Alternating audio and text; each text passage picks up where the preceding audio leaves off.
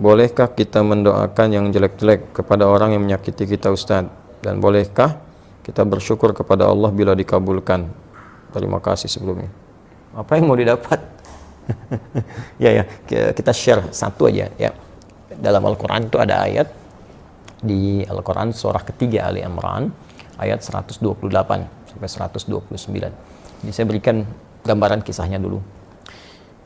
Nabi SAW di awal masa dakwah itu kedatangan satu utusan ya, dan mengatakan bahwa satu desa tuh masyarakatnya masuk Islam. Senang Nabi, lalu minta orang-orang itu untuk dikirimkan dai untuk mengajar. Dikirim oleh Nabi 70 orang, dalam riwayat disebutkan kurang lebih 70 orang penghafal Quran ya, ahli Quran, orang-orang yang menguasai agama dengan baik pada masa itu ya, dengan kadar yang mungkin didapatkan pada saat itu. Dikirimkan secara singkat. Ketika sampai di sebuah distrik namanya Bi'r Ma'unah ya, tiba-tiba ternyata orang-orang itu dianiaya, bahkan kemudian dieksekusi. Nah, Nabi mendapat kabar dari malaikat sedang menunaikan sholat. Ada beberapa versi riwayatnya, ada yang menyebutkan sedang sholat subuh, ada yang menyebutkan riwayatnya sebelum ruku, ada yang setelah ruku saat i'tidal, ada yang menyebutkan juga di sholat yang lain ya. Intinya informasi itu sampai kepada Nabi, dan Nabi mendoakan, ya Allahumma la'an kita, Allahumma adzibhum, ya Allah tolong laknat Bani Fulan ya, kemudian tolong hukum mereka dan seterusnya. Itu berlangsung selama sebulan. Nah, doanya terasa keras ya, tolong hukum Bani Fulan, tolong hukum mereka, tolong laknat mereka. Apa yang terjadi? Kemudian Allah turunkan Al-Quran surah ketiga Ali Imran ayat 128. Ya laisa laka minal amri syai'un aw yatuba 'alaihim aw yu'adzibahum fa innahum zalimun. Ya Muhammad sallallahu alaihi wasallam, engkau tidak punya hak ya untuk bisa memutuskan seperkara terkait dengan hukuman ataupun memberi petunjuk pada seseorang yang dimaksudkan langsung menanamkan hidayah kepadanya, kecuali itu atas izin Allah Subhanahu wa taala. Nah, namun yang paling indah, Allah ingin memberikan sebuah arahan seperti ini.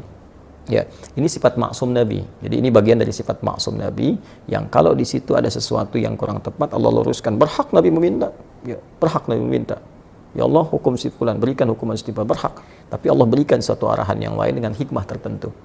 Ya, Allah ingin sampaikan bahwa kalau di awal masa dakwah sedang minta seperti ini, nanti umat itu tidak akan tersisa. Ya, seperti umat-umat yang sebelumnya. Ya, pernah berbuat zalim, kemudian Nabinya meminta kepada Allah dihukum, hukum selesai. Tapi Allah ingin berikan sebuah pelajaran bahwa ke depan akan ada ujian lebih besar daripada ini. Maka diberikan sebuah tahapan bersabar, bersabar, sampai kesabaran itu kemudian memuncak, sampai kemudian pada tingkat maksimal sehingga bisa mengatasi tantangan yang lebih berat lagi. Ya, karena kalau persoalan wafat, ajal juga sudah tiba, ya, sesuai dengan ajal. Hanya nanti tentunya ada balasan-balasan dari Allah. Ada yang karena tidak tahu, mungkin bisa dengan itu kemudian diberikan petunjuk untuk bertobat. Ada yang sengaja melakukan, Allah kirimkan kemudian hukuman, nanti akan turun kemudian hukuman-hukuman berikutnya. Bukan berarti pembuat kesalahan tidak kemudian diproses. Ya, bisa diproses dengan hukum yang berlaku, tapi ada mungkin golongan-golongan tertentu yang tidak tahu dan ikut-ikut di dalamnya. Bagaimana hukum seperti itu? Maka Allah turunkan tadi ayat, setelah ayat itu turun, maka Nabi merubah doanya. Perhatikan doanya. Allahumma hdini fi man hadait, wa afini fi man afait, wa tawallani fi man tawallait, wa barik li fi ma atait. Ya. Kalau kita jamakkan, Allahumma hdina fi man hadait, wa afina fi man afait, wa tawallana fi man tawallait, wa barik lana fi ma atait, wa qina syarra ma qadait. Allahumma hdina fi man hadait, ya Allah, mohon berikan aku hidayah, berikan kami hidayah, dan tempatkan kami di tempat-tempat yang orang mendapat hidayah. Wa afina fi man afait, sehatkan kami ya Allah, dan tempatkan kami di tempat orang-orang yang sehat.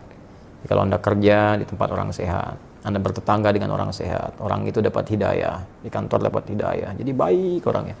Wa tawallana fi man tawallait, palingkan kami dari apa yang Kau tidak sukai, dan tempatkan kami di tempat-tempat orang-orang yang berpaling dari apa yang tidak Engkau sukai. Barik lana fi ma atait, berikan keberkahan pada kami ya Allah dari setiap pemberian-Mu. Ya, indah.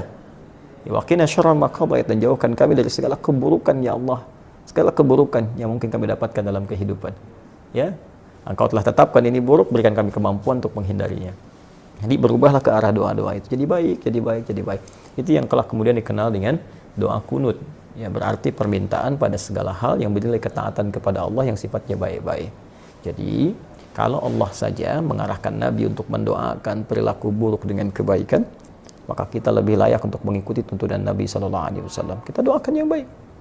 Ya, toh mohon maaf dia mencela kita itu, celaan dia, ketika keluar celaannya itu sudah memberikan pahala kepada kita. Kenapa harus dengan mencela kembali sehingga mengembalikan pahala yang telah kita dapatkan? Nah, yang kedua, kalau hati kita sudah lapang dengan memaafkan, bukan berarti persoalan dia selesai. Persoalan kita dengan dia diselesaikan oleh Allah. Allah akan lupakan beban-beban pada diri kita tentang dia, dihapuskan. Jadi kita nggak capek mikirin dia hilang. Tapi kalau dia belum minta maaf kepada kita, persoalan dia dengan kita belum selesai. Dan dia akan berhadapan dengan Allah di hari kiamat nanti. Jadi nggak ada ruginya, kita dapat pahala. Ya, yang kedua, transferan dari dia tadi, kemudian kita dilupakan oleh Allah tentang perkara dia. Yang ketiga, dia tetap punya urusan dengan Allah sampai dengan hari kiamat.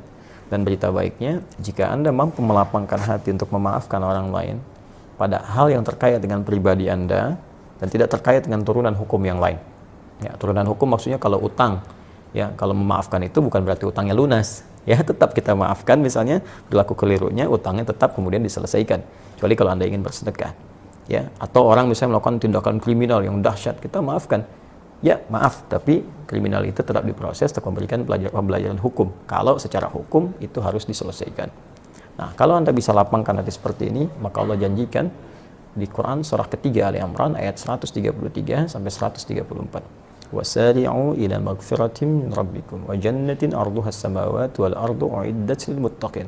Bergegaslah Anda untuk evaluasi diri, minta ampunan sama Allah, dan berharaplah, berusaha untuk mendapatkan satu surga yang luasnya seluas langit dan bumi, disediakan bagi orang takwa. Siapa orang takwa di situ? Amalannya 134. Alladzina yunfiquna fis sarai wad dharra, orang gemar berbagi dalam keadaan lapang ataupun sulit. Kalau lapang berbagi biasa, ini sulit berbagi masih mau. Ya. Nah, wal kadhiminal ghaidha, yang sanggup menahan amarah, wal 'afina 'anil nas, yang mampu memaafkan kesalahan orang lain. Allahu yuhibbul muhsinin, Allah cinta kepada para pelaku-pelaku kebaikan.